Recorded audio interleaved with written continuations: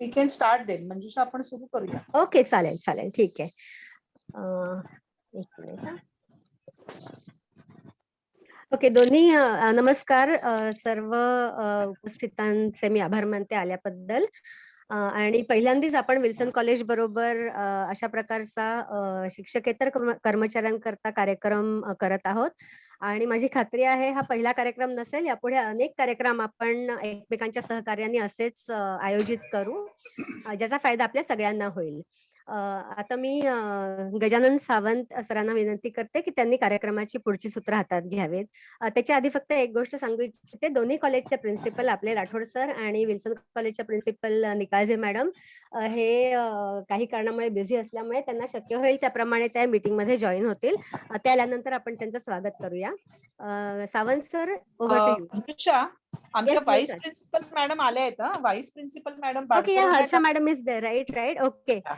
Okay, on behalf of IQAC of Bhavans College and Wilson College, I welcome Harsha Badkar ma'am, Vice Principal of Wilson College. Madam, it is very nice of you that you have come here.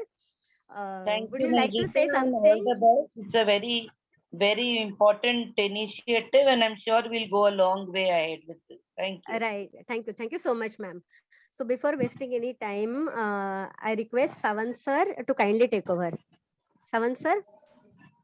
नमस्कार madam. सुरुवात करा Sawant sir. या. Bhavan's college Chowpatty आणि Wilson college यांच्या IQAC तर्फे संयुक्तरित्या आयोजित करण्यात आलेल्या शिक्षकेतर कर्मचाऱ्यांच्या कार्यशाळेत मी गजानन सावंत आपल्या सर्वांचे स्वागत करतो. भवन्स कॉलेजचे प्राचार्य आणि professor doctor SV Rathod sir, Wilson कॉलेजच्या प्राचार्य professor doctor Anna Nikalje madam, तसेच विल्सन कॉलेजच्या vice principal Harsha Bhatkar madam, आजच्या कार्यशाळेच्या resource person Sadhana Bhatkhande madam, दोन्ही कॉलेज महाविद्यालयातील IQAC coordinators doctor Manjusha Patwardhan madam आणि राधिका बिरमोळे मॅडम आणि उपस्थित शिक्षकेतर कर्मचारी सहकारी. आमच्या या कार्यशाळेचा विषय आहे stress management and social responsibility. Stress management म्हणजे आपल्या ताणतणाव, रोजच्या जीवनाचे जे ताणतणाव आहे त्याचे व्यवस्थापन आपण कसे करायचे आणि आपली सामाजिक जबाबदारी काय आहे याबद्दल आपल्याला आजचे रिसोर्स पर्सन आहेत त्या आपल्याला मदत करणार आहेत. आता आपल्या कॉलेजचे बॉटनी डिपार्टमेंटचे विभागीय प्रमुख डॉक्टर VK इले सर यांना मी विनंती करतो की आजच्या कार्यशाळेच्या resource person Shrimati Sadhana Bhatkhande madam यांचा परिचय करून द्यावा. Thank you sir. आपणा सर्वांना माझा नमस्कार. आपल्या महाविद्यालयाचे प्राचार्य प्राध्यापक doctor SV Rathod sir, Wilson महाविद्यालयाच्या प्राचार्य निकाळजे मॅडम, भवन्स महाविद्यालयाच्या IQAC chairperson doctor Manjusha madam, Wilson महाविद्यालयाच्या IQAC चेअरपर्सन राधिका मॅडम, या कार्यक्रमाला उपस्थित असलेल्या बंधू आणि भगिनींनो, प्रथम मी आपल्या निदर्शनास आणून देऊ इच्छितो की आपल्या महाविद्यालयाच्या सायकोलॉजी विभाग प्रमुख प्राध्यापिका रीना पटेल मॅडम आपणा सर्वांसाठी स्ट्रेस मॅनेजमेंट या विषयावरती आज व्याख्यान देणार होत्या, परंतु काही अपरिहार्य कारणामुळे प्राध्यापिका रीना पटेल यांना आज येथे येणं शक्य झाले नाही. अगदी शेवटच्या क्षणी आपण माननीय साधना भातखंडे मॅडम यांना विनंती केली, त्यांनी या कार्यक्रमासाठी त्वरित होकार दर्शविला. मी आपणा सर्वांतर्फे प्रथम त्यांचे आभार मानतो. धन्यवाद मॅडम. माननीय साधना भातखंडे यांनी त्यांचे MA समाजकार्य या विषयातून Tata institute of social science येथून पूर्ण केलेलं आहे. त्यांनी समुपदेशन मानसशास्त्र या विषयात सुद्धा MA केलेला आहे. त्याचबरोबर त्यांनी मराठी साहित्यशास्त्र या विषयात सुद्धा MA केलेला आहे. नुकतंच त्यांनी विद्यापीठाला PhD साठी adolescence with parent having mental illness या विषयावरती प्रबंध सादर केलेला आहे. KM हॉस्पिटलच्या मानसोपचार विभागात गेल्या 30 वर्षापासून काम करण्याचा त्यांना दांडगा अनुभव आहे. KM हॉस्पिटलच्या अनेक समित्यांमध्ये त्या कार्यरत आहेत, जसे institutional ethics committee, women's development cell, काही अशासकीय संस्थांमध्ये सुद्धा त्या कार्यरत आहेत. KM हॉस्पिटलमध्ये काम करत असताना आलेल्या अनुभवावरती आधारित मनस्पर्शी नावाचं मराठी पुस्तक त्यांनी लिहिलेलं आहे. मी भवन्स महाविद्यालय चौपाटी व विल्सन महाविद्यालय चौपाटी यांच्यातर्फे त्यांचे हार्दिक स्वागत करतो व त्यांना विनंती करतो की त्यांनी आपले व्याख्यान सुरू करावे. Over to you ma'am. धन्यवाद आणि सगळ्यांचं खूप स्वागत. मला ही संधी, खरं म्हणजे आयत्या वेळी आलेला कर्मचारी आहे मी, त्यामुळे तुम्ही समजून घ्याल मला अशी मला आशा आहे. आणि माझं काम मी किती व्यवस्थित जबाबदारीने पार पाडते ते आता बघूया.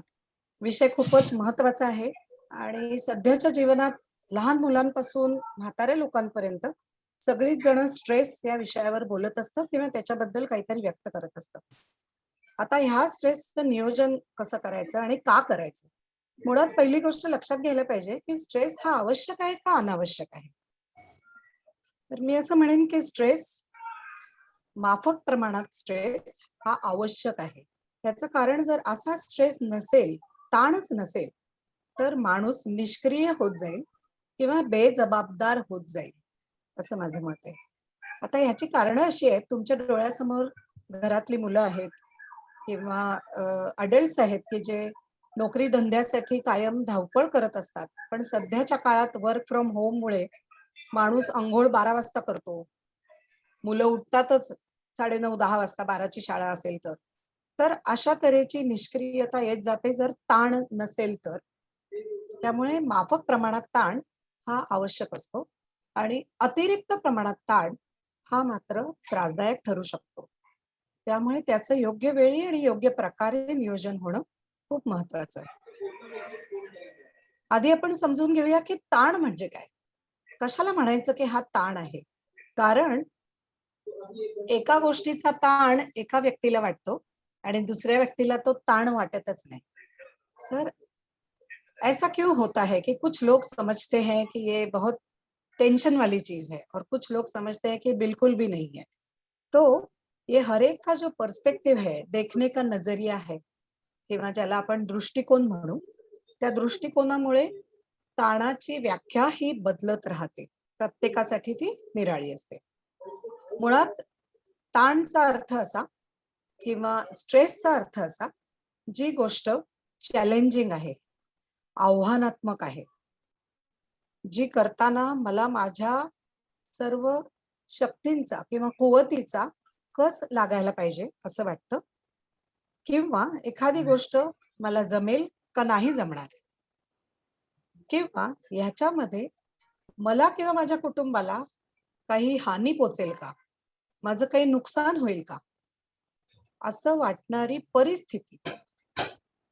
अर्थातच एक्सटर्नल स्टिम्युलस, एक्सटर्नल घटना की जिचा परिणाम माझ्या शरीरावर, माझ्या मनावर आणि माझ्या वागण्यावर होतो, त्या गोष्टीला आपण स्ट्रेस म्हणूया.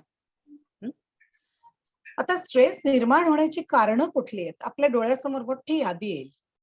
त्याचं कारण, आपण ऑफिसला निघालो, खूप घाईघाईमध्ये आपण निघालो आणि आपली एक चप्पल कुठेतरी अडकून राहिली, सापडतच नाहीये, तरीही स्ट्रेस येतो. असं वाटतं अरे आता जाऊ कसा, ही ट्रेन सुटेल, पुढे मी वेळेवर पोहोचणार नाही, आणि मग वेगवेगळ्या निगेटिव्ह गोष्टी घडतील असा ताण आपल्या मनावर येतो.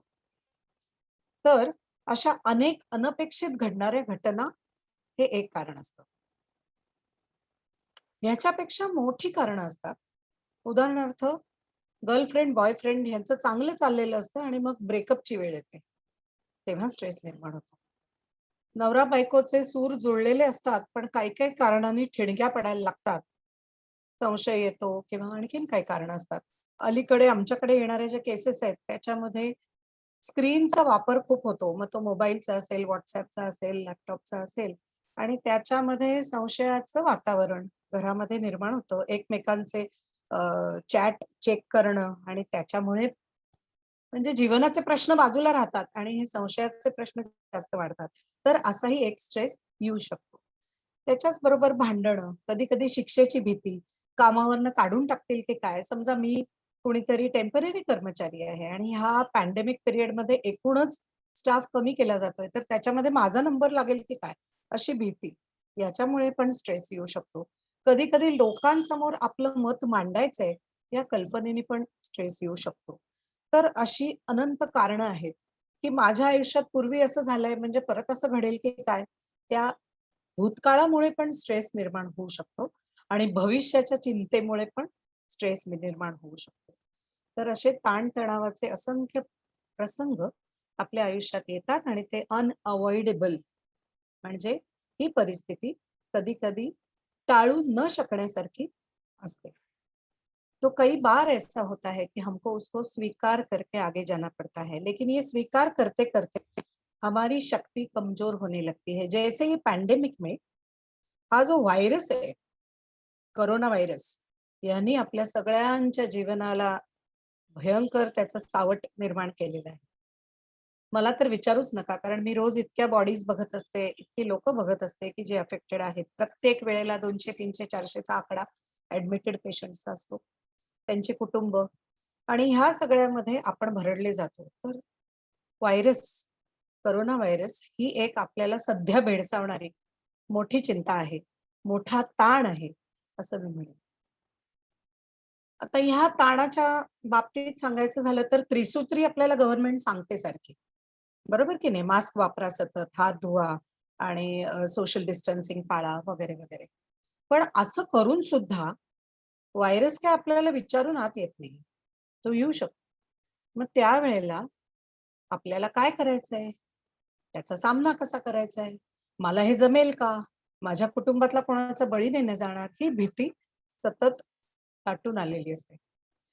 पण ह्या भीतीच्या बरोबर आजूबाजूच्या इतर अनेक घटना आपल्या आयुष्यात बदलल्या आहेत. उदाहरणार्थ लॉकडाऊन सुरू झाला की जीवनावश्यक वस्तू मिळत नाहीत, फायनान्शियल प्रॉब्लेम्स होतात, मुलांना आपण घरात कोंडून ठेवलंय, त्या मुलांचा शाळा नाही, त्याच्यामुळे होणारा कोंडमारा, अशा सुद्धा अनेक गोष्टी आहेत. त्यामुळे वेगवेगळे जर गट बघितले तर मुलांवर होणारे काही वेगळे परिणाम आहेत, मोठ्यांवर होणारे वेगळे परिणाम आहेत, आणि म्हातारे लोकांवरही खूप दूरगामी आणि वेगळे परिणाम झालेले दिसत आहेत. तर ह्याच्यासाठी काय करायला पाहिजे, हा जो आता आलेला ताण आहे ह्याच्यासाठी आपल्याला काही पथ्य पाळायला पाहिजे. त्यातलं पहिलं पथ्य, मी फक्त पॅन्डेमिक बद्दल एक थोडक्यात 2 मिनिटं बोलून मग पुढे जाते. त्या पॅन्डेमिक मध्ये या महामारीचा सामना करताना एकसारख्या त्याच बातम्या ऐकणं हे आधी आपल्याला बंद करायला पाहिजे. एकदा आपल्याला दिवसाकाठी कळलं की एवढा एवढा नंबर आहे, तर त्याच्यावर आपल्याला काय न्यूज रिपोर्टिंग करायचं नाहीये. त्याच्यामुळे आज ह्या परिसरात किती आहेत, त्या परिसरात किती आहेत, हे सतत ऐकल्यामुळे आणि त्याच्यावर चर्चा केल्यामुळे आपोआपच ताण वाढतोय. हेच मुलांच्या कानावर आणि म्हाताऱ्या लोकांच्या पण कानावर पडतं, त्यामुळे ते निश्चितच टाळलं पाहिजे.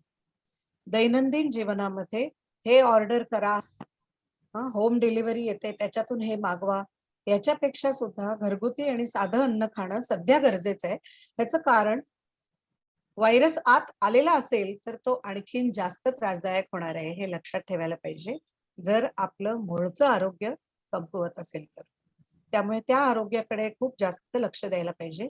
मी असं म्हणेन की मास्कच्या सवयीमुळे अनेक श्वसनाशी संबंधित आजारांचा खरोखर रोकथाम त्याची झालेली आहे असं आम्हाला दिसतं. अस्थमा पेशंट्स मध्ये कमी झालेत अस्थमा पेशंट्स, किंवा जिनको श्वसन की कुछ बीमारियां हैं उन लोगों को जो तकलीफ होती है वो आजकल कम होने लगी है, क्योंकि ओव्हरऑल मास्क सतत ठेवलेला आहे बाहेर जाताना. घरामध्ये अर्थातच मास्क नको आहे, जेव्हा की घरामध्ये कोणी कोरोना पेशंट नाहीये त्यावेळेला. तर ह्या अशा गोष्टी तर आपल्याला पाळायच्या आहेतच. त्याच्याच बरोबर सतत हे विचार बाजूला ठेवण्यासाठी काहीतरी हॉबीज किंवा काहीतरी निराळं बोलणं, निराळं करणं हे सुद्धा गरजेचं आहे. घरातलं वातावरण जेवढं आनंदी ठेवता येईल तेवढं ठेवण्याचा आपण प्रयत्न करायला पाहिजे असं मला वाटतं. तरच या पॅन्डेमिक मधून आपण नक्की वाचणार आहोत. आणि आता आपण पुढे जाऊया. नेहमी येणारी जी ताणतणावाची कारणं आहेत त्याचे परिणाम काय होतात ते बघूया, कोणत्या प्रकारचे होतात ते बघूया. याच्यामध्ये सायकोलॉजिकल, फिजिकल आणि बिहेव्हिअरल असे 3 प्रकारचे परिणाम आढळतात. सायकोलॉजिकल म्हणजे अर्थातच मानसिक दृष्ट्या किंवा भावनिक दृष्ट्या त्रास देणारे कोणते परिणाम आहेत. याच्यामध्ये अनेक लोकांचे मूड स्विंग्स होणं, म्हणजे वेगवेगळ्या भावभावनांचा गोंधळ उडणं. कधी राग येतो, कधी रडू येतं, कधी निराशा वाटते, आणि त्याच्या पोटी आपल्या ज्या रिॲक्शन्स आहेत परस्परांशी दिल्या जाणाऱ्या रिॲक्शन्स आहेत त्याच्यावरती परिणाम होतो. दुसरा प्रॉब्लेम येतो तो म्हणजे निराशेचे एपिसोड्स वाढत राहतात. अनेकदा माणूस मनाने मरगळ आल्यासारखा वागतो. जास्त कोणाशी बोलत नाही. एकांतात राहायला पसंत करतो आणि व्यक्त होताना त्याला खूप अडथळे येतात. आणखीन मानसिक परिणाम म्हणजे जसं मी म्हटलं चिडचिडेपणा, तसा खूप रागाचा उद्रेक होणारी पण खूप माणसं आपण बघतो. तर तो खूप मोठा भावनिक परिणाम दिसतो. या व्यतिरिक्त लॅक ऑफ कॉन्फिडन्स म्हणजे आत्मविश्वासाची कमी झालेली खूप मुलं आणि माणसं मी बघते, की ज्याच्यामध्ये बाहेर जायचं किंवा कोणाशी काही बोलायचं किंवा काही मदत मागायची किंवा माहिती घ्यायची, नवीन काही शिकायचं ह्याच्यामध्ये सुद्धा आत्मविश्वास डळमळीत झालेला या तणावपूर्ण परिस्थितीमध्ये आढळतो. तर हा एक मोठा परिणाम ताणतणावाचा होतो. फिजिकल परिणाम बघताना डोकेदुखी, धडधड, ऍसिडिटी, ब्लड प्रेशर, डायबिटीस हे तर लाईफस्टाईल डिसऑर्डर्स मध्ये मोडतात, की जे ताणतणाव योग्य पद्धतीने नियोजन न केल्यामुळे वाढणारे आणि नियमित जाणवणारे असे प्रश्न आहेत, हे लक्षात घ्यायला पाहिजे. कधी कधी ओव्हर इटिंग हे ताणतणावापोटी होताना दिसतं, ज्याला आपण अनियंत्रितपणाने खाणं किंवा ज्याला बिंज इटिंग आम्ही म्हणतो. तर ते अनियंत्रित खाणं ज्याच्यामुळे वाढलेलं वजन किंवा कधी-कधी भूक न लागणं आणि कमी होणं. त्यामुळे कमी होणारं वजन एकसारखा तणावपूर्ण परिस्थितीचा विचार केल्यामुळे वजन कमी होणं, माल नरिशमेंट असेही शारीरिक दुष्परिणाम ह्या ताणतणावांमुळे होताना दिसतात. याच्याबरोबर काही-काही त्वचा विकारांमध्ये वाढ होताना दिसते. शरीरावरती, त्वचेवरती काही रॅश उठणं किंवा सोरायसिस सारखा आजार बळावणं, केस गळणं किंवा केस अचानक खूप पांढरे होणं, असेही काही प्रॉब्लेम्स या अतिरिक्त ताण की जो त्याचं नियोजन नीट प्रकारे केलं गेलं नाहीये, त्यामुळे शारीरिक अशा प्रकारचे त्रास होऊ शकतात. आणखीन एक पचनाशी संबंधित प्रश्न जाणवतात. इरिटेबल बावेल सिंड्रोम ज्याला म्हणतो आपण, की वारंवार पोट बिघडणं किंवा अल्सर्स होणं, हे सुद्धा बरेचदा ताणतणावांचं नियोजन न केल्यामुळे होणारे त्रास आहेत. आता ह्या सगळ्याचा परिणाम आपल्या बिहेवियरवर होतो. मगाशी मी म्हटलं त्याप्रमाणे चिडचिड होणं, महत्वाच्या गोष्टींकडे दुर्लक्ष होणं, की ज्या आयुष्यात खूप महत्वाच्या आहेत, पण ह्यांच्याकडे आपलं लक्षच लागत नाही. कारण there is a preoccupation तेव्हा आपलं लक्ष त्या तणावपूर्ण परिस्थितीत इतकं इतकं अडकून पडतं, की जो इम्पोर्टेंट चीज है उसके ऊपर हमारा ध्यान नहीं होता. फॉरगेटफुलनेस वाढतो, विसरभोळेपणा वाढतो, नीटशी झोप लागत नाही, आपण जबाबदाऱ्या पार पाडू शकत नाही आणि एकूणच आपलं नुकसान होत असतं. आता ज्या वेळेला असं तणावाचे परिणाम जाणवायला लागतात, तेव्हा शारीरिक दृष्ट्या, नैसर्गिक दृष्ट्या आपण काहीतरी त्याच्यावर उपाय करायला सुरुवात करतो. तर साधारणपणे ताणतणावाचं नियोजन करताना 2 प्रकारचे उपाय मानवी शरीर आपोआप करायला लागतं. नियोजन करण्याचा प्रयत्न करतं. त्याच्यामध्ये पण आपण 2 प्रकार बघू शकतो. काही अडॅप्टिव्ह असतात आणि काही माल अडॅप्टिव्ह अशा प्रकारचे नियोजनाचे प्रकार मनुष्य करतो. आता अडॅप्टिव्ह हे आपण बघणारच आहोत, की कोणत्या प्रकारचे योग्य असे नियोजनाचे प्रकार आपण शरीर आपसुकच तयार करत असतं. पण माल अडॅप्टिव्ह मध्ये डिनायल म्हणजे मला काही होतच नाही, मला ताण येत नाही, कधीच टेन्शन घेत नाही, असं सांगणारी खूप माणसं असतात. तर मी कधी टेन्शन घेत नाही किंवा मला टेन्शन येत नाही, हे खरं असूच शकत नाही ना. प्रत्येक जिवंत माणसाला टेन्शन येतं आणि ते स्वीकारणं किंवा त्याचा सामना करण्याचा प्रयत्न करणं हे गरजेचं आहे. तर ही पण एक माल अडॅप्टिव्ह हा एक पॅटर्न आहे. दुसरं जे असलेलं व्यसन आहे त्याच्यामध्ये खूप जास्त प्रमाण वाढणं हे पण अ, ताणतणाव वाढल्याचं एक लक्षण आहे. उदाहरणार्थ दारू पिणारा मनुष्य खूप जास्त प्रमाणात दारू पितो किंवा सिगारेट ओढणारा अधिक प्रमाणात स्मोकिंग सुरू करतो. तर हा सुद्धा तणाव नीट नियोजन न केल्यामुळे झालेला परिणाम आहे. तर तो लक्षात घ्यायला पाहिजे. दुसरं, प्रत्येक गोष्टीची ओव्हर रिॲक्ट करणं किंवा जसं साधासा प्रसंग असतो, बसमध्ये सुट्टे पैसे आपण दिले नाहीत, तर कंडक्टर कधी-कधी ओव्हर रिॲक्ट करतो. आपल्या पूर्वजांपर्यंत तो जातो किंवा एखादा प्रवासी त्याच्यावर अटॅक करण्यापर्यंत जातो. हॉस्पिटलमध्ये आम्हाला असे अनुभव येतात, की आलेला पेशंट डॉक्टरला सांगायला लागतो, की त्याला लगेच व्हेंटिलेटर लावा किंवा त्याला लगेच ऑक्सिजन द्या. डॉक्टरनी त्याला नकार दिला किंवा डॉक्टर पण तणावामध्ये असेल, तर तो दुरुत्तर करतो आणि मग मारामारीचा प्रसंग उद्भवतो. तर हे सगळे प्रकरणं, ही जी त्रास होतात, हे तणावाचं नीट नियोजन न झाल्यामुळे होतात. तर आता आपण बघायचंय, की तणावाचं नियोजन करताना अडॅप्टिव्ह म्हणजे योग्य अशा प्रकारच्या कोणत्या स्ट्रॅटेजीज आहेत किंवा कोणते प्रकार आहेत, की ज्याच्यामुळे आपण हे नियोजन चांगल्या प्रकारे करू शकतो. याच्यामध्ये पुन्हा 2 भाग मी करीन. एक तर इमोशन फोकस्ड आणि प्रॉब्लेम फोकस्ड. इमोशन म्हणजे अर्थातच भावना. भावनांचं नियंत्रण करण्यासाठी मी अतिरिक्त राग येत असेल, तर उलटे 10 आकडे किंवा उलटे 100 आकडे मी मोजायला सुरुवात केली, तर माझा राग हळू-हळू कमी होण्याची शक्यता असते. तर अशा अनेक निगेटिव्ह भावना आहेत, की ज्या भावनांचं नियंत्रण करण्यासाठी मला काहीतरी जुळवाजुळव करायला पाहिजे. माझं लक्ष दुसरीकडे वेधलं जाईल, असं काहीतरी केलं पाहिजे. मग ते एखादं संगीत असेल किंवा माझ्या आवडीची टीव्ही सीरियल असेल किंवा माझ्या आवडीचा खाद्यपदार्थ असेल किंवा घरच्यांच्या आवडीचं एखादं काम असेल, ज्याच्यामध्ये मी स्वतःला लावून घेईन किंवा माझ्या जुन्या आठवणी असतील, माझे फोटोचे अल्बम असतील, तर ज्याच्यामुळे माझ्या भावना निगेटिव्ह भावनांकडून पॉझिटिव्ह म्हणजे होकारात्मक, आनंदी अशा भावनांकडे मी वळण्याचा प्रयत्न करू शकते. कधी-कधी लोकं सांगतात, "अहो, सिच्युएशन इतकी बॅड आहे. तुम्ही काय सांगता हे निगेटिव्ह कडून पॉझिटिव्ह कडे जा." शक्य नाहीये ते. तर मंडळी मी असं सांगेन हे शक्य आहे, पण ते आपण ठरवलं तरच शक्य. इतर कोणीतरी ठरवलं, आपल्या बायकोने ठरवलं किंवा आपल्या मुलांनी ठरवलं, तर ते शक्य नाही. आपण ठरवलं तर मात्र निश्चित शक्य आहे. पण त्याच्यासाठी काय हवंय? तर पहिली पायरी म्हणजे स्वीकारायला पाहिजे, की हो मला ताण येतो. म्हणजे मगाशी जे मी म्हटलं माल अडॅप्टिव्ह जो पॅटर्न आहे, मला येतच नाही.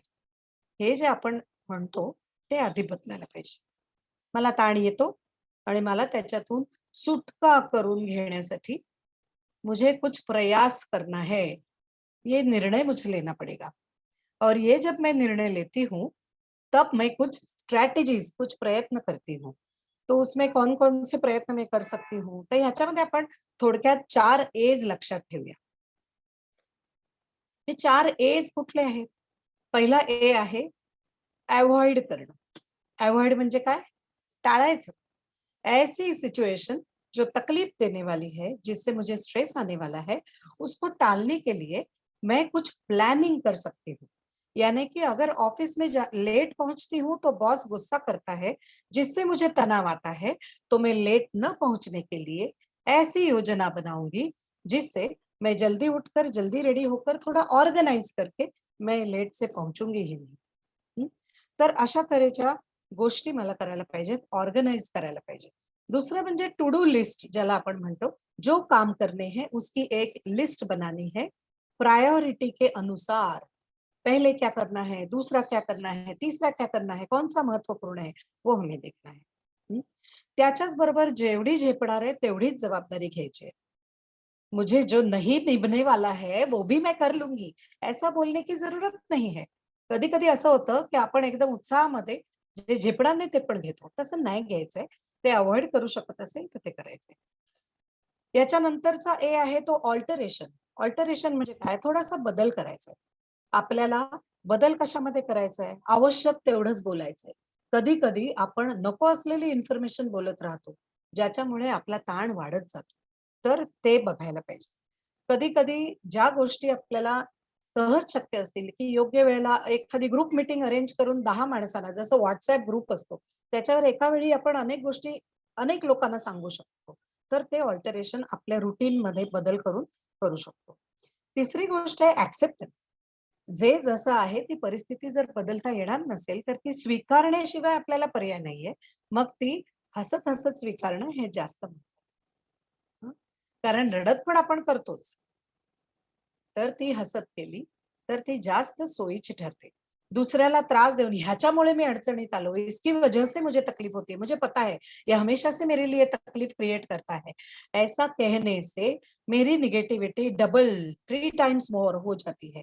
इसलिए दूसरों को बोलने से पहले मैं ये कहूंगी ठीक है मेरे पास ये सिचुएशन आई है, उसको मैं स्वीकार करती हूँ, अब इसके ऊपर मैं काम कैसे करूंगी वो मुझे देखना है. मन मोकळं करा. ऍक्सेप्ट केल्यानंतर आपल्या विश्वासातला एखादा फ्रेंड असेल त्याच्याशी बोला, ज्याच्यामुळे मन हलकं होतं. तिसरी गोष्ट, नेगेटिव्ह सेल्फ टॉक. आपल्या मनामध्ये आपण सेल्फ टॉक करत असतो, स्वतःशी आपण बोलत असतो. ते काय बोलतोय त्याच्यावरती लक्ष द्या. जे नेगेटिव्ह सेल्फ टॉक आहे, माझ्या बाबतीत असंच होतं, माझं नशीबच फुटकं आहे, नाही, असं बोलण्यामुळे प्रश्न सुटणार नाहीये. सो नेगेटिव्ह सेल्फ टॉक थांबवायला पाहिजे. आपलं नशीब फुटायला काय झालंय, असं अनेक, त्यामुळे लॉजिकल प्रश्न विचारा. अरे ही परिस्थिती इतर 10 लोकांच्या आयुष्यात होणार आहे का नाही होणार आहे? होणार आहे. सो माझ्या नशिबाला, माझ्या माणसाला, अमक्या माणसांना दोष देऊन काय होणार नाही. I have to consider this that this can happen to anybody. आणि जेव्हा मी सर्वसामान्य माणूस आहे तर सगळ्यांसारखं मलाही त्रास होऊ शकतो. पण इतर माणसं जशी त्याच्यातून बाहेर येतील त्याच्यातून मी पण बाहेर येऊ शकतो, हे आपल्याला स्वीकारलं पाहिजे. आणि चौथी गोष्ट म्हणजे अडॅप्टेशन, ज्याला आपण रेसिलियन्स म्हणतो इंग्लिशमध्ये. अडॅप्ट करायचं आहे त्या सिच्युएशन बरोबर, जुळवून घ्यायचं. ते जुळवून घेताना निराशेला बाजूला ठेवायचं, योग्य विचार करायचा. आणि पहिली गोष्ट स्वतःला आणि इतरांना सांगायचं, कुठलीच गोष्ट परमनंट नाहीये जगामध्ये. हा कठीण प्रसंग सुद्धा निघून जाणार आहे. आज नाही तर उद्या हा जाणार आहे. त्याच्यामुळे त्याला पकडून त्रास करून घेण्याचं कारण नाही. हा आता नाही तर नंतर जाणार आहेच. तर मी काय काय करू शकतो? तर मी असं म्हणेन, एक तर तुमच्या फिजिकल फिटनेसवरती लक्ष द्या. योग्य आहार, विहार आणि व्यायाम ही त्रिसूत्री अत्यंत महत्वाची आहे. कारण जर आपण फिजिकली फिट असलो तर आपण कोणत्याही गोष्टीची इम्युनिटी पॉवर, प्रतिबंधात्मक ताकद आपल्यामध्ये एवढी असते की मानसिक समस्येला सुद्धा आपण चांगलं तोंड देऊ शकतो. दुसरं, ह्या आत्ताच्या पॅन्डेमिक पिरियडमध्ये जी पैठी जीवनशैली झाली आहे त्याच्यामध्ये घरच्या घरी करण्यासारखे कुठले व्यायाम आहेत? चालायला मी बाहेर नाही जाऊ शकत, पण मी स्किपिंग करू शकते, दोरीच्या उड्या मारू शकते, मी सूर्यनमस्कार घालू शकते, मी योगासनं करू शकते. तर हे मला नुसतं स्वतःला आणि इतरांशी चर्चा करायची नाही. I have to start doing it. आणि कॅलेंडरवरती मार्क करायचं की मी आज केलं नाही. म्हणजे आपण ऑनेस्टली स्वतःला सांगू शकतो की मी ह्याच्यावरती काहीतरी उपाय केलेला आहे. ताण येऊ दे नाहीतर नको येऊ दे. एकमेकांशी गप्पा मारण्याचा वेळ ठरवून घेऊ शकतो. काही विनोदी गोष्टी बोलून खळखळून हसू शकतो. कित्येक दिवसेंदिवस पॅन्डेमिक मध्ये मी लोक बघितलेत की लांब चेहऱ्याने आपण राहतोय, आपण हसलोच नाहीये. तर तसं नकोय. आपल्याला पण हसता आलं पाहिजे, कारण जीवन पुढे जाणार आहे, पॅन्डेमिक दूर होणार आहे. त्यामुळे आपण प्रत्यक्षात एकमेकांना भेटणार, परत पिकनिकला जाणार, परत चांगले कपडे घालणार, परत लिपस्टिक लावणार. हे सगळं करत असताना आपण आनंदी राहण्याचं ठरवायला पाहिजे, तरच हे शक्य होणार आहे. याच्याबरोबर आपल्या राहून केलेल्या हॉबीज आपल्याला करायला पाहिजे.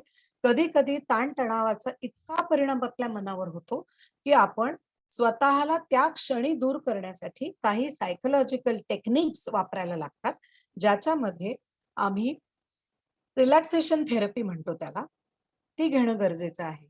त्याच्यामध्ये आपण काय करतो तर आपल्या पायाच्या बोटांपासून ते डोक्यापर्यंतच्या स्नायूंना ताण देऊन 4 आकडे मोजून रिलीज करतो, हलकं करतो. हे जर आपण नियमित स्वरूपात केलं, या गोष्टीला केवळ 10 ते 20 मिनिटं लागणार आहेत. म्हणजे पायाच्या बोटांपासून सुरू करायचंय. बोटं आवळायची आहेत, 1 2 3 4. बोटं सोडायची आहेत, 1 2 3 4. ह्याच्या बरोबर आपल्या श्वासाचं पण नियमन करायचंय. श्वास घ्यायचाय ज्या वेळेला आपण बोटं आवळतोय, आणि सोडायचं आहे जेव्हा बोटं सैल करतोय. वर पाहताना ह्या गोष्टीचा उपयोग होतो असं आपल्याला पटत नाही, पण नियमित स्वरूपात हे जर केलं तर त्याचा निश्चित चांगला उपयोग होतो. हे आम्ही आमच्या पेशंट्सवर नियमित स्वरूपात वापरून तयार करतो, अनुभव घेतो. त्यामुळे आपण जरूर करून बघावं असं मला वाटतं. योगासनांचं काही जणांनी ट्रेनिंग घेतलं असेल. आता ऑनलाईन योगासनांचे क्लासेस आहेत. निदान श्वसनाचे व्यायाम करणं.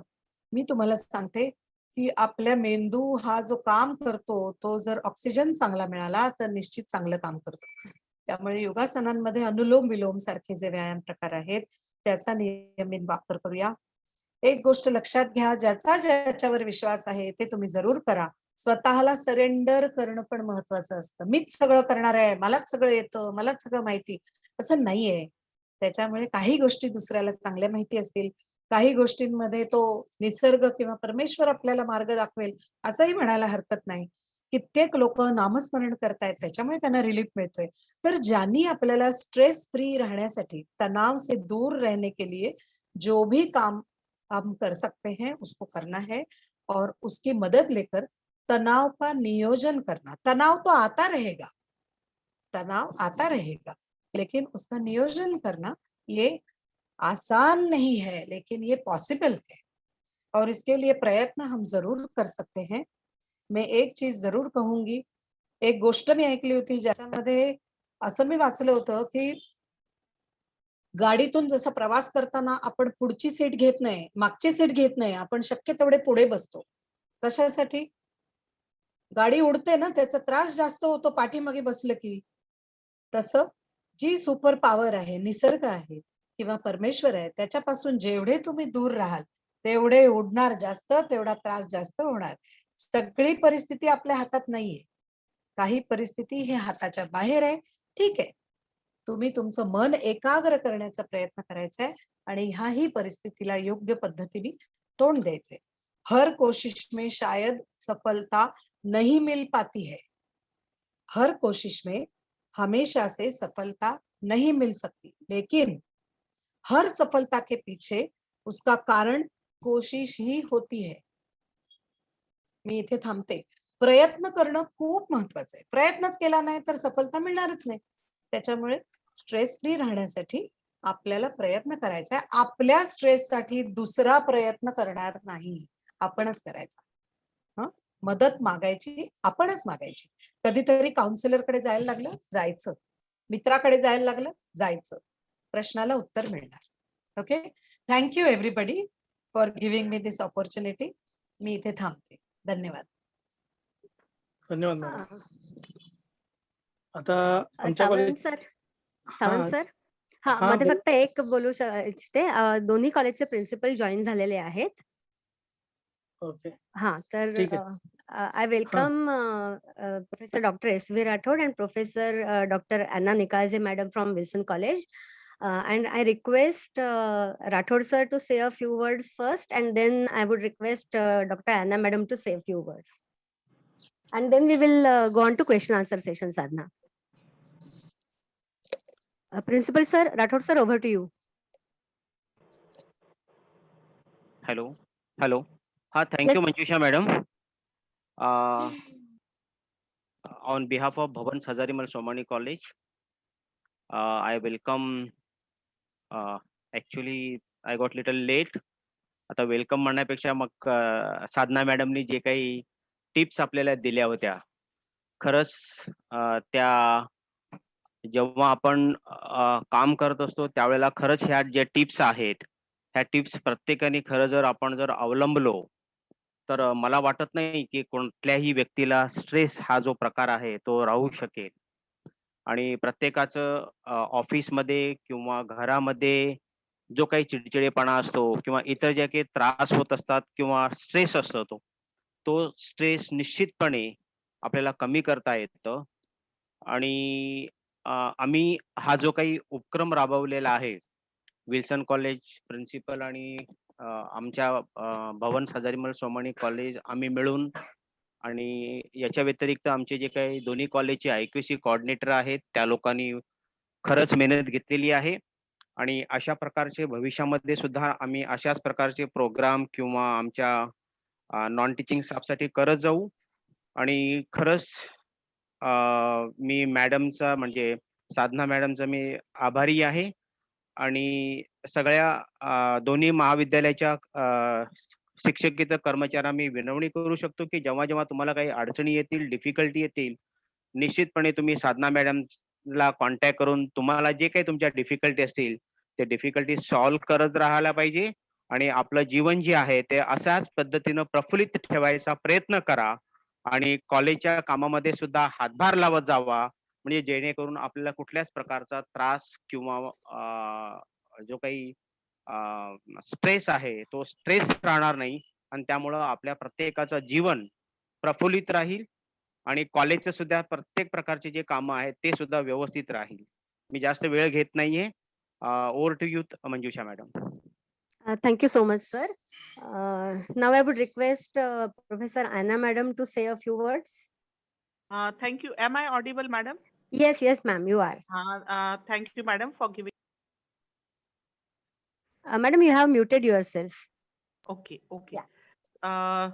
So since morning I was attending different meetings, very long meetings, and when I finished that and I joined this session just few minutes ago, as Sadhna madam was speaking, just to listen to her voice got me, I got a relaxation. Right. So routine gives you relaxation. आणि सगळे आपले कर्मचारी आहेत म्हणून मराठीत बोलते मी, की आपण आपलं जे रुटीन असतं नेहमीच तेच तेच तेचपणा, जो कंटाळवाणा आपल्याला वाटतो, तर त्यातून आपण जेव्हा काही आपलं जे काही छोटे छोटे आपले लहानपणापासूनच्या आपल्या मनात असलेले छंद असतात, छोटंसं गार्डन मध्ये आपल्या झाडं लावणं किंवा चित्रकला, चित्र काढणं किंवा काहीतरी लिहिणं, कविता लिहिणं, वाचन करणं, लिखाण करणं किंवा काही कुणाला आवड असते काही चांगलं खाद्यपदार्थ बनवण्याची किंवा आणि कुणाला काही काही वेगळ्या वेगळ्या वस्तू गोळा करणे, पुरातन वस्तू गोळा करायची आवड असते. तर ज्या ज्या गोष्टी आपल्याला आनंद देतात किंवा ज्याला आपण छंद म्हणून लहानपणापासून विचार केलेला असतो की आपण हे करू, परंतु आपल्या धकाधकीच्या आयुष्यात आपण मोठं होतो, शिक्षण घेतो, लग्न होतं, नोकरी, मुलांचं शिक्षण, त्यांचे लग्न, या सगळ्या धकाधकीत या सगळ्या छंद हौशी बाजूला राहतात. तर आता जो पॅन्डेमिक आहे, सगळे वर्क फ्रॉम होम चालू आहे, तर अशा वेळेला रुटीनपणा किंवा घरात बसून कंटाळतो आपण, तर अशा वेळी तुम्ही तुमचे जे छंद असतील ते जोपासा. विशेष म्हणजे तुम्ही तुमचं आरोग्य फिट ठेवा, वॉकिंग करा, तुमचं घरात एरोबिक्स करा, डान्सिंग करा, योगा करा. नियमितपणे जे आपण व्यायाम करतो त्याने आपले ताणतणाव नाहीसे होण्यास किंवा कमी होण्यास नक्कीच मदत मिळते. ध्यान करा, जे ध्यान साधा किंवा मेडिटेशन असतं, शांतपणे बसा, आपल्या आत डोकावा, आपल्या मनात आपलं प्रतिबिंब शोधा आणि त्यात कुठलेही निगेटिव्ह विचार किंवा कुठल्याही व्यक्तीबद्दलची द्वेष किंवा सुडाची भावना किंवा त्या व्यक्तीचा तिरस्कार किंवा त्या व्यक्तीबद्दलचा जलस, का हा माझ्या पुढे जाईल का ही भीती, हे अजिबात ठेवू नका. आणि कॉलेजमध्ये काम करत असताना अगदी मन लावून काम करा किंवा कारण जेव्हा आपण घरी जातो आणि आपण जेव्हा पूर्णपणे प्रामाणिकपणाने आपलं काम केलेलं असतं, पूर्ण तितकं आपली एनर्जी दिलेली असते, तेव्हा आपण थकून आणि आनंदाने झोपी जातो. तर अशा प्रकारे आयुष्यात कुठलाही ताणतणाव शक्यतो आपण जे आपला जो मध्यम मार्गी, सरळ मार्गी जो असतो, की एक फाटा त्याला फुटायला नको, काही एक्स्ट्रा गोष्टी, एक्स्ट्रा मॅरिटल अशा कुठले ज्या कॉम्प्लिकेटेड गोष्टी लाईफमध्ये ज्या अडचणी निर्माण करतात, घरात तणाव निर्माण करतात किंवा त्याला म्हणतात की संशय, अशा गोष्टीत न जाणे हे अतिशय चांगलं. यातून आपलं कौटुंबिक स्वास्थ्य, कुटुंबातला आनंद, सुख याच्यातून आणि जे काही सौख्य असतं ते हिरावलं जात नाही. म्हणजे आणि आपले चांगले आनंदी मित्रमंडळी आपल्या एका लिमिट पर्यंत एक मर्यादा, विशेषतः जे काही स्त्री प्रतिनिधी असतात, आपले कर्मचारी असतात, की ऑफिसमध्ये वावरताना एक लिमिट आखून घ्यायची, एक रेषा. त्याच्या पुढे आपण हसी मजाक एक लिमिट पर्यंतच आणि जेंट्स स्टाफने सुद्धा स्त्रियांना आपल्या जे स्त्री कर्मचारी असतात एका लिमिट पर्यंतच त्यांच्याशी एक हाय हॅलो आणि याच्या पुरतं सौदार्याने वागणं किंवा नम्रतेने वागणं, ज्याला हंबलनेस म्हणतो आपण. एक आपला जेंटलनेस आपल्या वागणुकीत पुरुषार्थात शोभून दिसतो.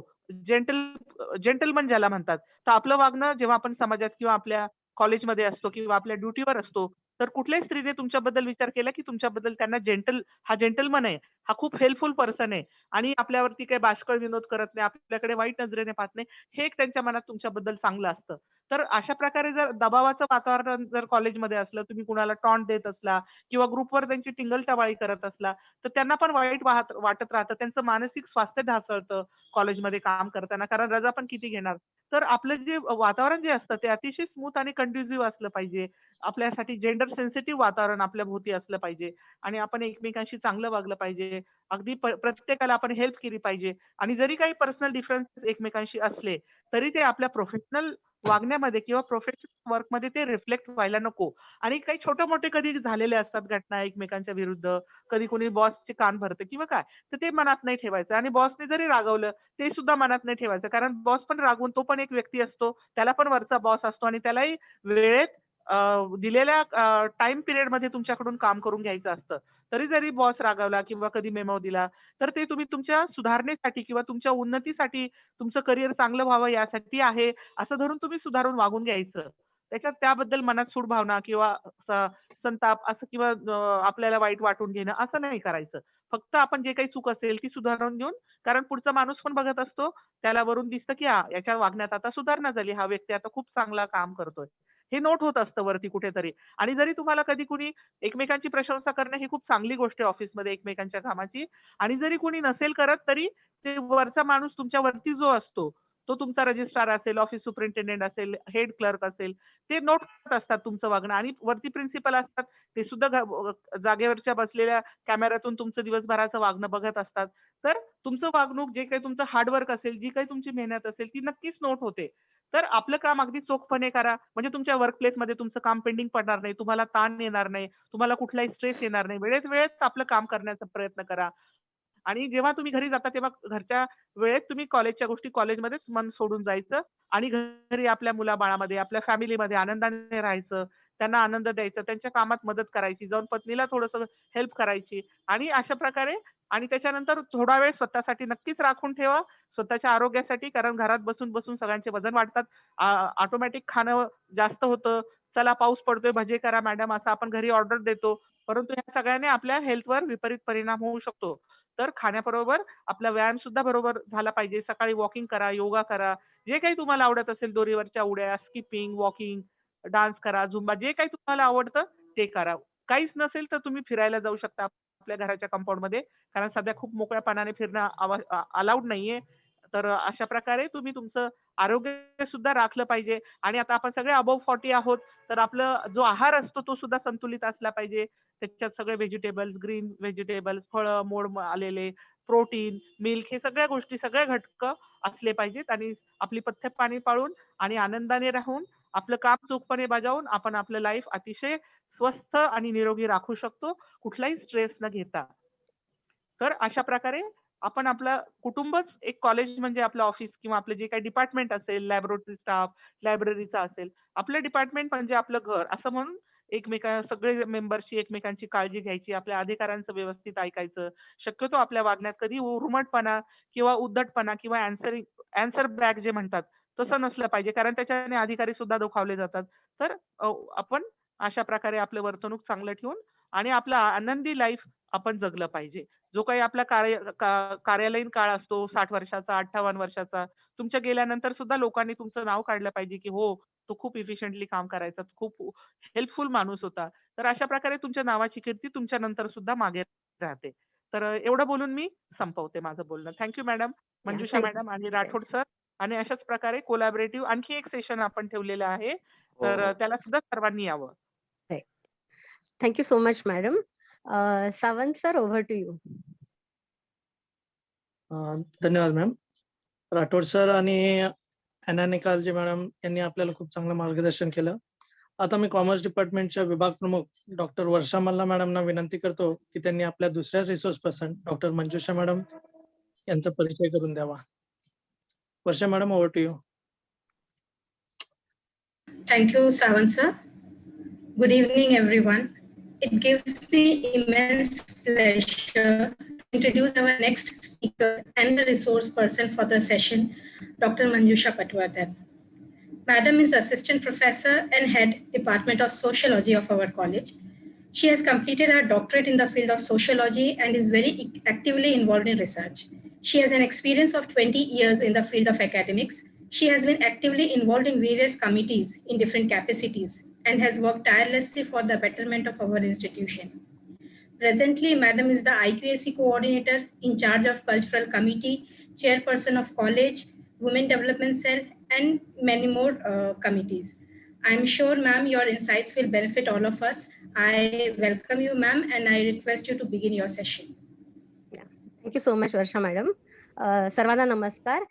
मी माझं स्क्रीन शेअर करते. मी एक पीपीटी लहानसं बनवलेलं आहे. So I will like to present my PPT and speak simultaneously. PPT दिसतंय सगळ्यांना? Yes, ma'am. ओके. हो. बघितलं तर माझ्या प्रेझेंटेशनचं टायटल मी ठेवलंय I am because we are. म्हणजे मी आहे कारण आपण आहोत. तर या शीर्षकाचं महत्व काय आहे ते माझ्या प्रेझेंटेशनच्या शेवटी तुम्हाला समजेल.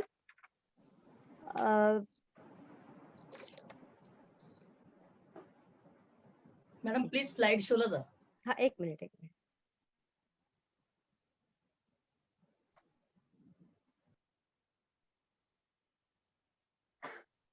दिसतोय आता? हो मॅडम. ओके. पहिला म्हणजे साधना मॅडमनी खूप छान आपल्याला मार्गदर्शन केलं स्ट्रेस मॅनेजमेंटवर. आणि एकदा का तुम्ही तुमच्या स्वतःच्या स्ट्रेसचा कंट्रोल घेतलात, म्हणजे तुम्ही स्वतः ॲज अन इंडिव्हिज्युअल समजा तुम्ही स्वस्थ असाल, तर मग तुम्ही इतरांच्या बाबतीत विचार करायला सुरुवात करू शकता. माझा विषय समाजशास्त्र असल्यामुळे आपल्यापासून सुरुवात करून आपण समाजासाठी काय करू शकतो, आपण समाजाचं एक देणं लागतो त्याच्यासाठी आपण काय करू शकतो, या विषयावर मी बोलणार आहे. तर हॅपीनेस इज हेल्पिंग अदर्स, म्हणजे दुसऱ्यांना मदत करण्यामध्ये जो आपल्याला आनंद मिळतो तो बाकी कुठल्याही आपल्याला मटेरियलिस्टिक गोष्टींनी मिळत नाही असं मला वाटतं. एक लहानसा व्हिडिओ मी तुमच्या समोर आता सादर करते. या व्हिडिओची लँग्वेज जरी फॉरेन लँग्वेज आहे, म्हणजे इंग्लिशमध्ये पण नाहीये, पण इंग्लिश सबटायटल्स आहेत. पण तरी हे समजून घेण्यासाठी मला नाही वाटत आपल्याला कुठल्या भाषेची गरज आहे. ऍक्शन्स मधनं आपल्याला ही छोटीशी फिल्म नक्की समजू शकते. तर सगळ्यांनी प्लीज लक्ष देऊन बघा.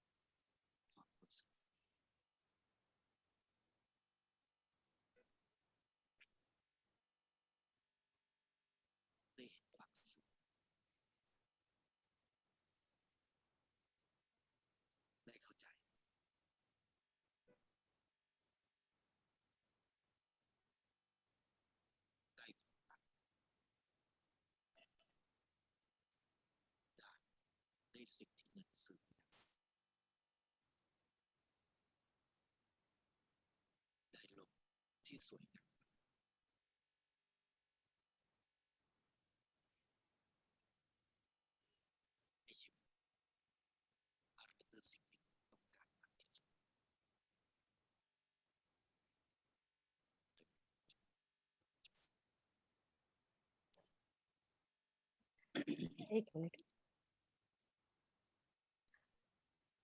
तर या साध्या सुंदर लहानशा फिल्म मध्ये आपल्याला हेच समजलं की तो माणूस कोणी फार श्रीमंत व्यक्ती होती का, तर तसं नव्हतं. तो तुमच्या आमच्यासारखाच एक सामान्य मध्यमवर्गीय माणूस होता. पण ही जी दुसऱ्याला मदत करण्याची भावना आहे, माझ्यापेक्षा जे लेस प्रिव्हिलेज किंवा माझ्यापेक्षा ज्यांच्याकडे कमी आहे त्यांना मदत करण्याची जी भावना आहे, त्याच्यातून जे आपल्याला समाधान मिळतं ते समाधान आपल्याला दुसऱ्या कुठल्याही गोष्टींमधून मिळत नाही. तर हेच दाखवण्याचा माझा इकडे प्रयत्न होता. मी परत स्क्रीन शेअरिंगवर जाते.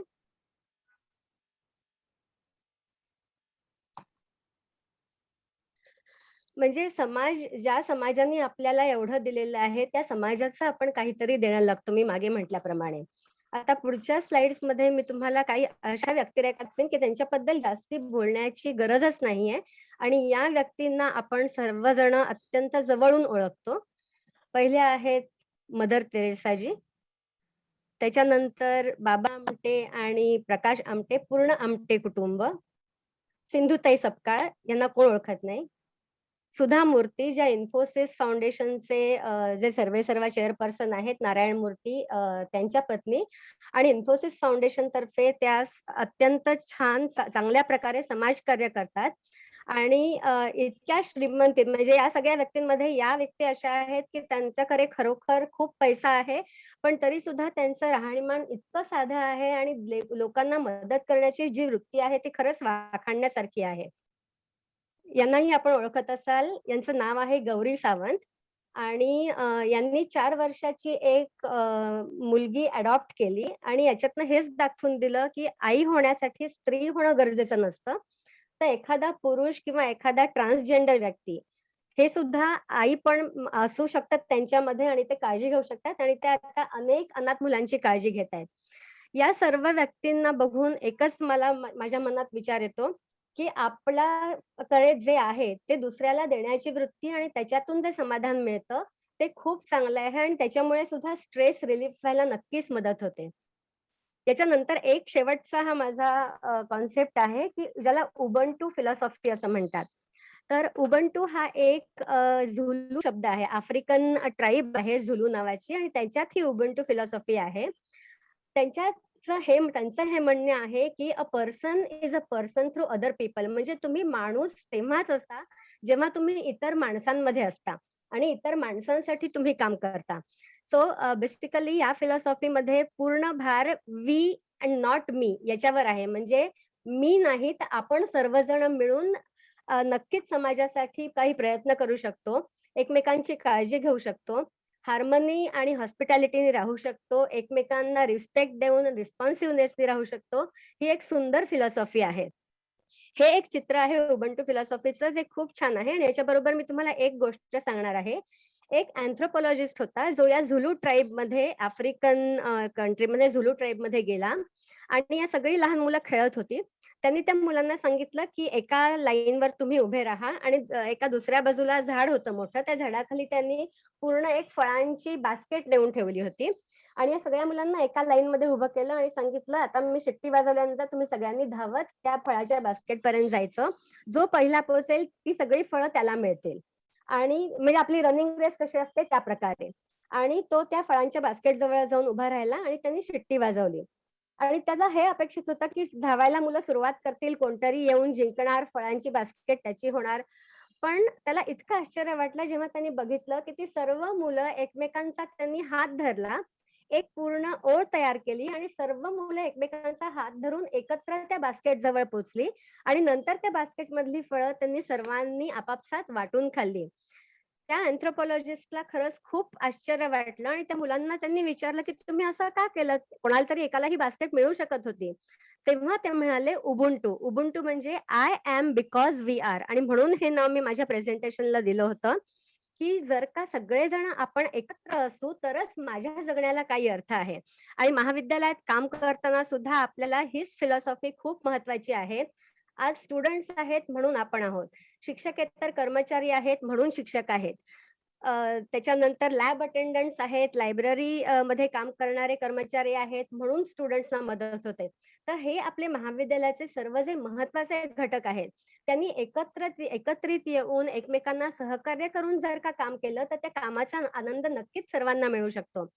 आता या मुलांमध्ये स्ट्रेस निर्माण होण्याचा चान्स होता, त्यांच्यात ताणतणाव निर्माण होण्याचा चान्स होता. तो कसा, की समजा एखाद्या मुलांनी धावायला सुरुवात केली असते आणि समजा एखादा मुलगा मागे पडत असेल, तर त्याला नक्कीच हा ताण येईल, की आता पुढे गेलेल्या मुलाला सगळी बास्केट मिळणार फळांची, मला काहीच मिळणार नाही. बरोबर? पण तसं न करता त्यांनी तणाव निर्माण न करण्याची एक युक्ती शोधली आणि सगळेजण मिळून हात धरून एकत्र त्या फळांच्या बास्केट पर्यंत गेले. आपल्याला आपल्या आयुष्यात सुद्धा, व्यक्तिगत आयुष्यात सुद्धा नक्कीच असा प्रयत्न करता येईल, की सगळ्यांना एकत्र घेऊन पुढे जायचंय. म्हणजे आता मी म्हणते जर आपलं कॉलेज आता नॅक करता पुढच्या अकॅडमिक इयरमध्ये जाणार आहे. ओके, तर नॅकचं जे मूल्यांकन आपल्याला मिळणार आहे ते फक्त प्रिन्सिपलचं क्रेडिट नाहीये किंवा फक्त IQAC कोऑर्डिनेटरचं क्रेडिट नाहीये किंवा फक्त IQAC टीमची जबाबदारी नाहीये. आपली सगळ्यांची मिळून ही जबाबदारी आहे, की आपण सगळ्या कामात एकमेकांना सहकार्य करून एकमेकांना घेऊन पुढे जायचंय. म्हणजे आपल्याला जी ग्रेड मिळणार आहे त्याच्याकरता आपण सर्वजण तितक्याच पद्धतीने म्हणजे एकत्रित पद्धतीने आपण रिस्पॉन्सिबल असू त्याच्याकरता आणि आपण सगळ्यांनी आपल्या कॉलेजचं नाव पुढे कसं न्यायचं याच्यासाठी आपण सगळ्यांनी एकत्र प्रयत्न करायला पाहिजेत. आणि त्याच्यामुळेच माझं फक्त एवढंच म्हणणं आहे, की स्ट्रेस मॅनेजमेंट हा जो विषय साधना मॅडमनी सुरू केला होता, मी पुढे तो नेऊन आपल्याला समाजासाठी काय करू शकतो आपण तिकडे नेऊन हा विषय संपवला. कारण स्ट्रेसचे जे फॅक्टर्स आहेत ते आपल्या बरोबर इंडिव्हिज्युअल बरोबर आजूबाजूला सुद्धा खूप फॅक्टर्स असतात, पण आपण त्यांना कशा प्रकारे रिस्पॉन्स करतो याच्यावर आपली स्ट्रेस ठरत असते. म्हणजे खूप कॉम्पिटिशन असेल, की असं होऊ शकेल की माझ्या शेजाऱ्यांनी एक मोठा टीव्ही घेतला. ओके, तर त्याच्यामुळे मग मला त्याच्या तो स्ट्रेस निर्माण आला, की माझ्याकडे लहान टीव्ही आहे आणि मला सुद्धा आता होम थिएटर घ्यायचंय. मी माझ्या शेजाऱ्यासारखं होम थिएटर घेतलं. मला किती काळ हा आनंद टिकू शकणार आहे? त्या शेजाऱ्यांनी अजून काही घेतलं, की परत मी दुःखी होणार, की अरे त्यांनी कार घेतली, मग आता मला पण कार घ्यायला पाहिजे. तर ही कॉम्पिटिशन महत्वाची नाही. हेल्दी कॉम्पिटिशन असेल तर ठीक आहे. पण एकमेकांची कंपॅरिझन करणं, अननेसेसरी कॉम्पिटिशन करणं हे सगळं विसरून एकत्रित सहकार्याने आपण समजा पुढे गेलो, तर नक्कीच सगळ्यांना ताणतणाव मॅनेजमेंटमध्ये मदत होईल, त्याचं व्यवस्थापन करण्यात मदत होईल. आणि साधना मॅडमनी सांगितल्याप्रमाणे जर का तुम्ही इंडिव्हिज्युअली पर्सनली तुम्ही जर का तुमचे स्ट्रेसेस व्यवस्थित हँडल करू शकत असाल, तर तुम्ही समाजाकरता नक्कीच पुढे काहीतरी चांगलं करू शकाल. आणि समाजाचे एक घटक म्हणून आपण सर्वजण निश्चित समाजाचे देणं लागतो आणि आपण सगळ्यांनी सहकार्याने हे काम केलं पाहिजे, जेणेकरून आपली स्वतःची प्रगती होईलच, पण आपल्या बरोबर इतरांची आणि आपल्या महाविद्यालयाची पण प्रगती होईल. एवढं बोलून मी माझं प्रेझेंटेशन थांबवते. आता कोणाला काही प्रश्न विचारायचे असतील साधना मॅडमना तर तुम्ही जरूर विचारू शकता. आपला माईक अनम्यूट करून तुम्ही डायरेक्ट मॅडमशी संवाद साधू शकता.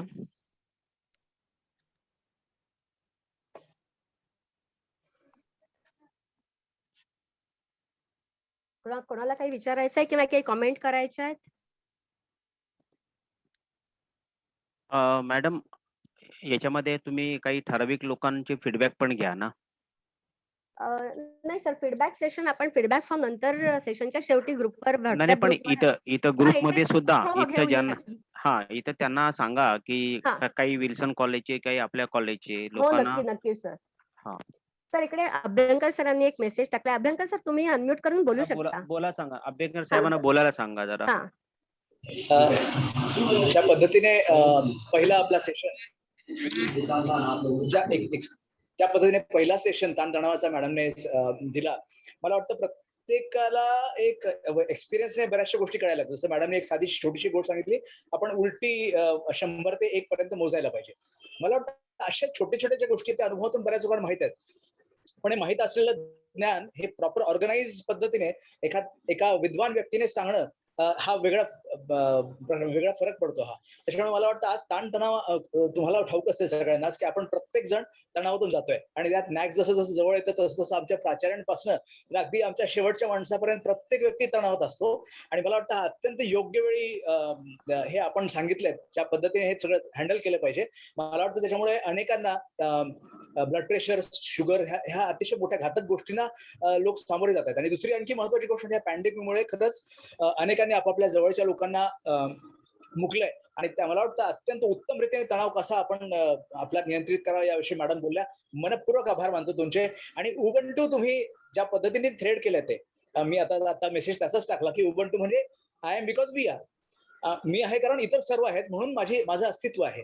आणि मला वाटतं हा जर विचार प्रत्येकाने केला तर मला असं वाटतं की कॉलेजमधलं काम असेल किंवा इतर कुठलंही काम असेल, तुमच्या कुटुंबातलं वागणं असेल, समाजातलं असेल किंवा मला वाटतं आपल्या कॉलेजमधलं वागणं असेल, तणावाच्या वेळी अंडर प्रेशर असणारं काम अतिशय सहजपणे आपल्याला करता येईल.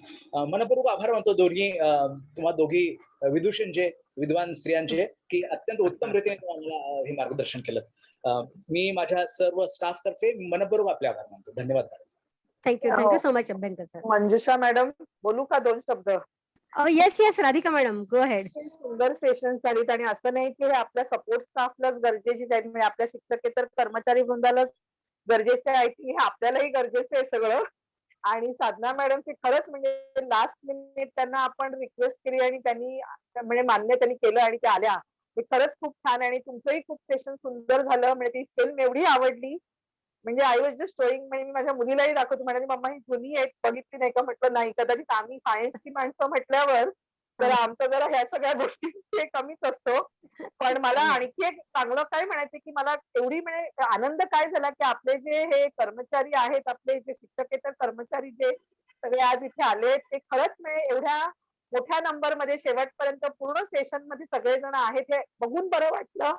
आणि मी तर अशी विनंती करेन त्यांना की ह्याच्यापुढे तुम्हाला काही हवं असेल, काही स्पेशल हे तर तुम्ही आम्हाला सांगा, आमच्याकडे सांगा. आणि आपण ही आपली जी ही आता हे कोलॅबोरेशन जे आहे ते आपण हे असंच चालू ठेवूया की जेणेकरून आपल्या सगळ्या सहकाऱ्यांना ह्याचा फायदा होईल. आणि ह्या ऍक्टिव्हिटीमुळे म्हणजे कोणाच्या आयुष्यामध्ये बदल झाला, चांगला बदल झाला तर नक्कीच आम्हाला आवडेल. हे नुसतं नॅकच्या दृष्टीने नाहीये, हे आपल्याला कायमच्या म्हणजे कायमच्या ह्याच्यावर म्हणजे प्रत्येकाच्या पर्सनल ह्याच्यासाठी आपल्याला हे करायचंय. या भावनेनेच आपण ही असोसिएशन पुढे अशीच चालू ठेवूया. आणि मी सगळ्यांचे आभार मानते. प्रिन्सिपल प्रोफेसर राठोड, आपले IQAC कोऑर्डिनेटर भवन कॉलेजच्या डॉक्टर मंजुषा आणि आपले आजच्या स्पीकर आणि तुम्ही सगळे सहकारी. म्हणजे आम्हाला खूप आनंद वाटला की तुम्ही आमच्या ह्याला मान देऊन आलात. आणि असेच आपण प्रोग्राम करत राहू. आणि ह्याच्यातनं काही थोडंफार जरी शिकता येण्यासारखं असेल तर आम्हाला त्याच्याबद्दल खूप आनंद वाटेल की कोणाच्या आयुष्यात त्याचा हातभार लागला आणि आयुष्यामध्ये बदल झाला चांगल्या रीतीने, तर आम्हालाही त्याचा म्हणजे आम्ही त्याने खूप म्हणजे खुश होऊ. Thank you so much. आणि तुमच्या खरंच काही रिक्वेस्ट असतील तर भवन्सच्या सहकार्यांनी मॅडमकडे सांगाव्या आणि आमच्या सहकार्यांनी आमच्या अभ्यंकर सरांचं, कारण आमच्या अभ्यंकर सरांनी खरंच खूप म्हणजे मला ह्याच्यामध्ये सपोर्ट केलाय कोऑर्डिनेट करण्यासाठी. त्याच्यामुळे मी त्यांचेही आभार मानते. आणि परत एकदा सगळ्यांचे आभार मानून मी इथे माझं हे संपवते. Thank you so much Radhika madam. मी फक्त एकच गोष्ट सांगू इच्छिते. ऍक्च्युली आम्ही आमच्या शिक्षकेतर कर्मचाऱ्यांकरता गेल्या महिन्यात अँगर मॅनेजमेंट एक वर्कशॉप घेतलं होतं. आणि त्या वर्कशॉप मधनं फीडबॅक मध्येच आम्हाला असं त्यांनी काही जणांनी सजेस्ट केलं की स्ट्रेस मॅनेजमेंटवर एखादं वर्कशॉप तुम्ही घ्या. आणि म्हणून आम्ही हे वर्कशॉप घेतोय. तर आपण नक्कीच तुम्ही सूचना करा आम्हाला, तुम्हाला कुठल्या विषयावर जास्ती असं वर्कशॉप पाहिजे. आपण नक्कीच विल्सन कॉलेजच्या IQACच्या टीमच्या सहकार्याने अशी वर्कशॉप्स पुढे आयोजित करू. हो, नक्की. कोणाला काही प्रश्न विचारायचे का?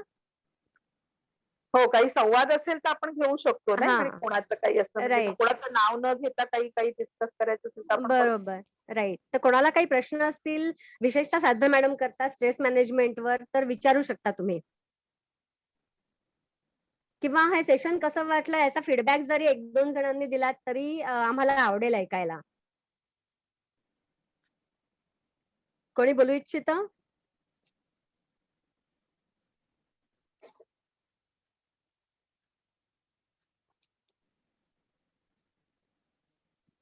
मला वाटतं मॅडम सगळ्यांना स्ट्रेस मॅनेजमेंट आणि उबेंटू थेरपी जी आहे ते सगळ्यांना आवडलेली आहे. त्यामुळे कोणाच्या मनामध्ये प्रश्न उपस्थित झालेलेच नाहीयेत असं मला वाटतं. ठीक आहे. Okay, Sawant sir, over to you. आता कार्यक्रम संपण्यापूर्वी या कार्यशाळेच्या आजच्या कार्यक्रमासाठी ज्यांचे सहकार्य लाभले त्या सर्वांचे मी आभार मानतो. सर्वप्रथम आजच्या रिसोर्स पर्सन साधना मॅडम, ज्यांनी आपल्याला 100-2 आणि रिव्हर्स पॉलिसी समजवली, 5Hच्या पॉलिसी समजवली, अल्टरेशन, एक्सेप्टन, अडॉप्शन एक्सेट्रा. त्याच्यानंतर आहार विहार व्यायाम ह्या गोष्टी बद्दल माहिती सांगितली. त्यांनी सांगितलेलं त्या पॉझिटिव्हिटीच्या बद्दल आपण थोडा चांगला विचार केला तर ते एक त्यांच्यापासून खूप शिकण्यासारखं आहे. तसेच मंजुषा मॅडम यांचे पण मी आभार मानतो. त्यांनी आपल्याला उबंटू फिलॉसॉफी थ्रू एका आपण एक नाही सगळे असं आपलं महत्व आहे. तर मी आहे कारण तुम्ही सगळे आहात ह्याचं महत्व आपल्याला पटवून दिलंय. तर त्यांचे मी आभार मानतो. त्यांनी अतिशय सोप्या भाषेत आपल्याला सर्वांना समजेल अशा भाषेत आजचा विषय सर्वांना समजावून दिला. त्यामुळे आपल्याला सर्वांना निश्चितच याचा फायदा होईल. भवन्स कॉलेजचे प्राचार्य राठोड सर, विल्सन कॉलेजच्या प्राचार्या अॅना निकाळजे मॅडम यांना धन्यवाद, कारण त्यांच्या पाठिंब्याशिवाय अशा प्रकारचे कार्यक्रम आपण कोलॅबोरेशनने करू शकलो नसतो. दोन्ही महाविद्यालयातील IQSC कोऑर्डिनेटर आणि IQSC मेंबर्स यांना पण आम्ही धन्यवाद देतो, कारण त्यांच्यामुळे या कार्यक्रमाचे नियोजन शक्य झाले. तसेच आमच्या कॉलेजचे रजिस्ट्रार सोनार सर, विल्सन कॉलेजच्या registrar Abhyankar sir, Radhika madam, Manjusha madam या सगळ्यांचे या कार्यक्रमाला हातभार लागला, त्यांचे आभार मानतो. तसेच आपले सर्वांची उपस्थिती, आपण सर्वजण या कार्यक्रमाला उपस्थित राहिलात, कारण तुम्ही मी आपण नसले असते तर हा कार्यक्रमच होऊ शकला नसता. त्यामुळे तुमच्या सर्वांचे मी मनापासून आभार मानतो. आणि या कार्यक्रमाचा अजून एक सेशन आपल्याला पुढच्या शनिवारी 29 मेला 4 वाजता आहे. तर त्यावेळी आपण पुन्हा निश्चितच भेटू. धन्यवाद.